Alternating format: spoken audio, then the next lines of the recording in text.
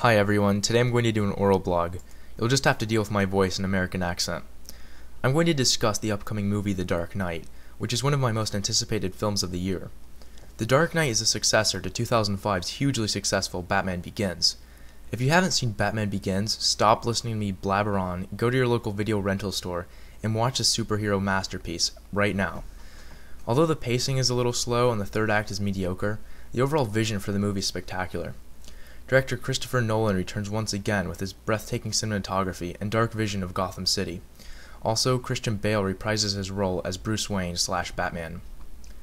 Early reviews for the movie have been universally positive. In fact, RottenTomatoes.com currently has 10 reviews from media members who are fortunate enough to get early screenings that all gave the movie a perfect score of 100. Although this score will undoubtedly go down as more reviews come in, it bodes well for the movie's future. Now you might be wondering, what separates The Dark Knight from other superhero Hollywood tripe?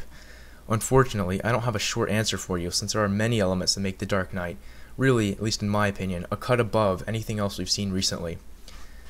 Basically, it's Nolan's vision for the movie that makes The Dark Knight unique.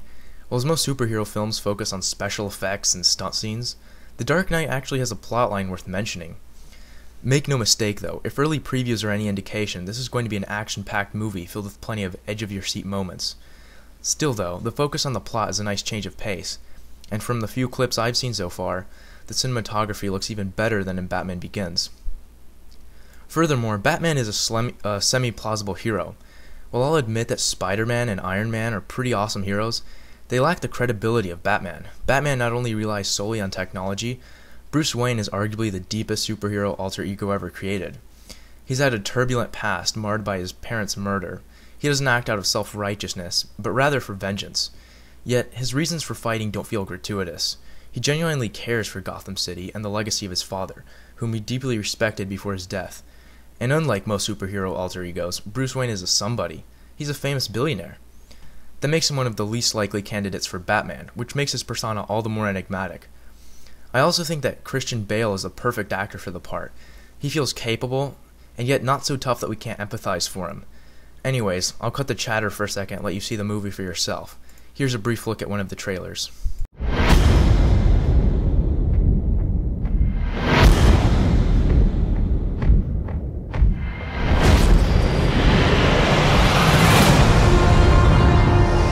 Where do we begin? A year ago, these cops and lawyers wouldn't dare cross any of you. I mean, what happened? So what are you proposing? It's simple. Kill the Batman.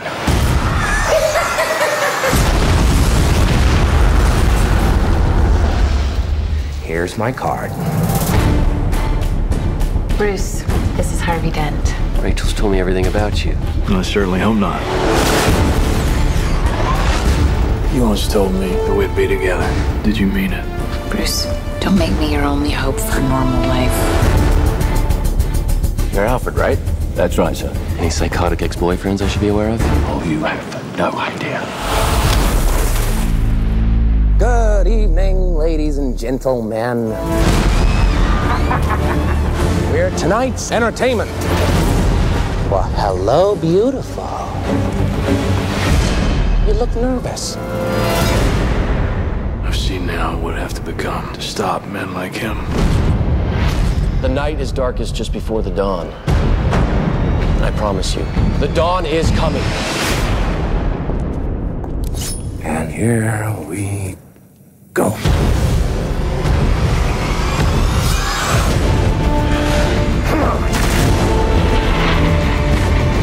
This city deserves a better class of criminal. I'm gonna give it to him. No! You'll see. I'll show you. You either die a hero, or you live long enough to see yourself become the villain.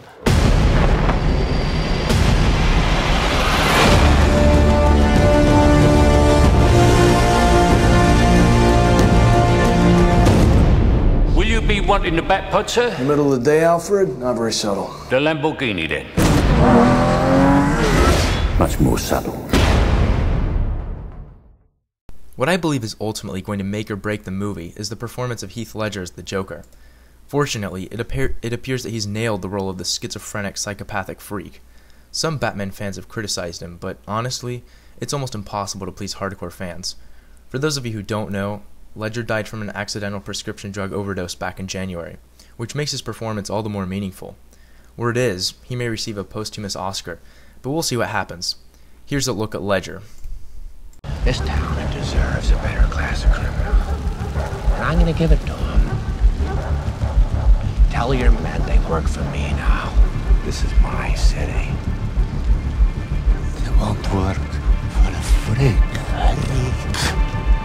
Why don't we cut you up into little pieces and feed you to your pooches? And then we'll see how loyal a hungry dog really is. It's not about money. It's about sending a message. Apparently, even Kevin Smith, director of Clerks, had good things to say about the movie. He wrote in his blog, "It's The Godfather 2 of comic book films, and 3 times more earnest than Batman Begins." Needless to say, I'm excited to see the movie. I'll probably end up seeing it in IMAX to get the best experience possible. Anyways, thanks for watching and remember to leave a comment.